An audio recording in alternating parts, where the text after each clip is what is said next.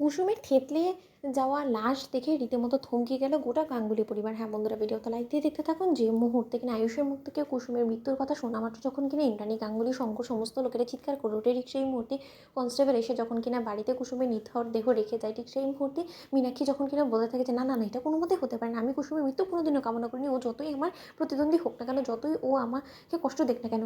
ঠিক সেই মুহূর্তে যখন কিনা ইন্দ্রাণী গাঙ্গুলি এক পর্যায়ে সাহসিকতার পরিচয় দিয়ে যখন কিনা কুসুমে এর মুখ থেকে সেই চাদরটা সরানো মাত্র যখন কিনা কুসুমের থেতলে যাওয়া সেই চেহারাটা দেখতে পাই, ঠিক সেই মুহূর্তে ইন্দ্রাণী গাঙ্গুলি নিজেকে সামলে উঠতে না পেরে আয়ুষের কাছে ছুটে গিয়ে বলতে থাকে যে আয়ুষ, তোমার ঠিক কথা বলছো তো, আমার তো কোনো মতেই বিশ্বাস হয় না যে কুসুমের মতন সাহসী একটা মেয়ে কোনো মতে এত সহজে অকালেই মৃত্যুবরণ করতে পারে, এবং কুসুম তোমাকে বাঁচাতে গিয়ে ও মরে গেল, সেটা কী করে হতে পারে বলো তো? তুমি তখন কী করছিলে বলো তো? তুমি কেন কুসুমকে বাঁচাতে পারলে না? আয়ুষ বল, আমি এটা কোনো মতেই বিশ্বাস করতে পারছি না যে আয়ুষ কুসুম আর আমাদের মধ্যে বেঁচে নি। ঠিক সেই মুহূর্তে কুসুম বলতে থাকে যে মা, আমিও তো কোনো মতে নিজেকে বিশ্বাস করাতে পারছি না যে কুসুম আর আমাদের মধ্যে বেঁচে নি, বলো তো আমি কী করে সেই সময়টার মধ্যে নিজেকে আগলে রেখেছিলাম, সেটা তুমি একবারও ভেবে দেখেছো বলো তো? আমার চোখের সামনে সেই মেয়েটা পাহাড় থেকে ছিটকে গিয়েছে শুধুমাত্র আমার একটা ভুলের কারণে। আমার হাত পিছলে সেই মেয়েটা চিরকালের জন্য পরপারে পাড়ি জমিয়েছে, সেই মেয়েটার জীবনের শেষ নিঃশ্বাস পর্যন্ত আমার জন্য লড়াই করে গিয়েছে। এই কঠিন বাস্তবতাটা তোমাদের মানতে যতটা কষ্ট হচ্ছে, ঠিক ততটা কষ্ট আমারও হচ্ছে। ঠিক সেই মুহূর্তে যখন কিনা কুসুমের এই থেতলে যাওয়া চেহারাটা দেখা মাত্র যখন কিনা শঙ্কর নিজের উপরে কোনোরকম কোনো কন্ট্রোল করতে না পেরে এক পর্যায়ে যখন কিনা আয়ুষকে ঠাটিয়ে চর মেরে বলতে থাকে যে আজকে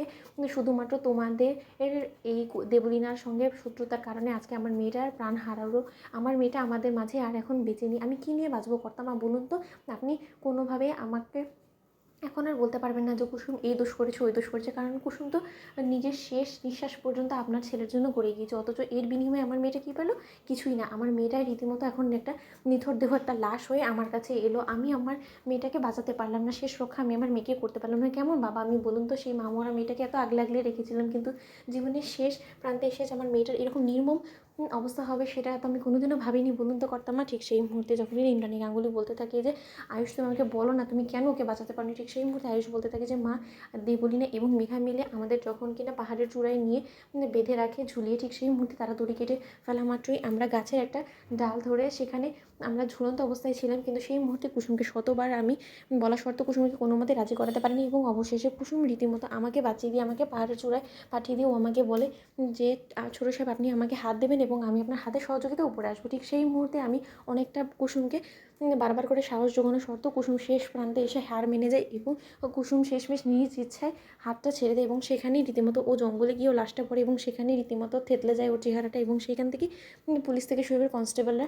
ওকে উদ্ধার করে, এবং এটা কুসুমেরই লাশ, এবং সেটা আমি সম্পূর্ণরূপে নিশ্চিত এবং সম্পূর্ণরূপে কনফার্ম হওয়া মাত্র আমি কুসুমের শেষকৃত্য সম্পন্ন করার জন্য ওকে এখানে নিয়ে এসেছি। তো বন্ধুরা লাইক এবং শেয়ার করে সাবস্ক্রাইব করো।